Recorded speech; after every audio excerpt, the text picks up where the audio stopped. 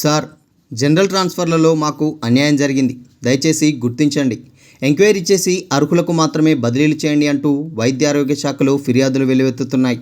Health minister సెక్రటరీతో పాటు ఆరోగ్య కుటుంబ సంక్షేమ శాఖ కమిషనర్ ఆఫీస్కు ప్రతిరోజు ఫిర్యాదులు అందుతున్నాయి. పబ్లిక్ హెల్త్ విభాగంలోని జనరల్ ట్రాన్స్ఫర్లలో దారుణాలు జరిగాయని, అన్ని కేడర్లు ఇదే పరిస్థితి నెలకొన్నదని చాలామంది బాధితులు లిఖితపూర్వకంగానే కంప్లైంట్ చేస్తున్నారు. పకడ్బందీగా చేయాల్సిన కౌన్సిలింగ్ను బాధ్యతారాహిత్యంగా చేసి గందరగోళానికి కారణమయ్యారంటూ ఆవేదన వ్యక్తపరిచారు. అన్ని కేడర్లో బదిలీల్లో తప్పిదాలు చేసి డిప్యూటీ కేడర్ నుంచి ల్యాబ్ టెక్నీషియన్ వరకు అన్ని కేడర్లో జనరల్ ట్రాన్స్ఫర్లోనూ తప్పిదాలు జరిగాయని ఫిర్యాదుల్లో పేర్కొన్నారు. ఇంత జరిగినా ప్రభుత్వ పెద్దలు స్పందించకపోవడం దారుణమని ఓ బాధితుడు తెలిపారు. కొందరు ఆఫీసర్లు కుమ్మక్కై ఇలాంటి తప్పిదాలతో ప్రభుత్వానికి చెడ్డ పేరును తీసుకొస్తుంటే ప్రభుత్వంలోని పెద్దలు ఏం చేస్తున్నారని ప్రశ్నిస్తున్నారు. గతంలో ఎన్నడూ లేని స్థాయిలో వైద్య శాఖకు చెడ్డ పేరు వచ్చిందని విమర్శిస్తున్నారు. వెంటనే సీఎం రేవంత్, హెల్త్ మినిస్టర్ చొరవ తీసుకొని న్యాయం చేయాలని పలువురు బాధితులు కోరుతున్నారు. విజిలెన్స్ ఎంక్వైరీపై అనుమానాలు. మరోవైపు ఇటీవల జనరల్ ట్రాన్స్ఫర్లో తప్పిదాలు జరిగాయని భారీ స్థాయిలో ఆరోపణలు రావడంతో health minister Damodar Rajanarasimha vigilance enquiry వేస్తున్నట్టు ప్రకటించారు.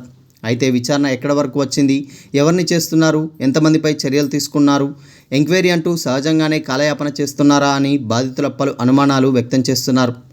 హెడ్ ఆఫీస్ నుంచి క్షేత్రస్థాయి వర్కర్ వరకు జనరల్ ట్రాన్స్ఫర్లలో తప్పిదాలు జరిగాయని ఆవేదన వ్యక్తం చేస్తుంటే సర్కారు ఎందుకు మౌనంగా ఉన్నదని ప్రశ్నిస్తున్నారు. ఇదే అంశంపై ఇప్పటి వరకు హైకోర్టులో దాదాపు 100కు పైగా పిటిషన్లు నమోదైనట్టు తెలుస్తుంది. పబ్లిక్ హెల్త్ విభాగంలో డిప్యూటీ డైరెక్టర్ అడ్మిన్ కేడర్లో ఫోకల్ టు ఫోకల్ పోస్టింగులు ఇవ్వడం, సీనియర్ స్టాఫ్ నర్సు, హెడ్ నర్సులో పలుమార్లు సీనియారిటీ లిస్టులో పేర్లు మారడం, 4 సార్లు రివైజ్ చేసిన సీనియారిటీ లిస్టు తప్పులు తడకగా ఉండటం వంటివన్నీ జనరల్ ట్రాన్స్ఫర్లో మేజర్ మిస్టేక్స్ అని స్వయంగా వైద్యారోగ్య శాఖ విభాగం అధికారులే చెబుతున్నారు.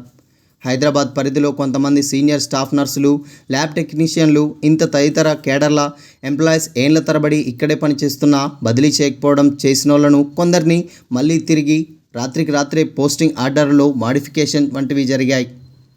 అంతేగాక యూనియన్ పేరిట ఆఫీస్ బేరర్లు అంటూ అర్హత లేని పత్రాలను సబ్మిట్ చేయడం కూడా పబ్లిక్ హెల్త్ విభాగంలోనే జరిగింది.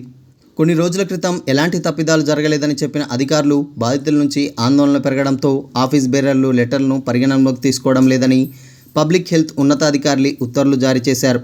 ఆ తర్వాత కొన్ని గంటల్లోనే పోస్టింగ్లు ఇచ్చిన పబ్లిక్ హెల్త్ విభాగం యూనియన్ నాయకులుగా చలామణి అవుతున్న ఉద్యోగుల్లోని కొందరికి మళ్ళీ సిటీ పరిధిలోని కోరుకున్న చోట పోస్టింగ్ ఇచ్చారు.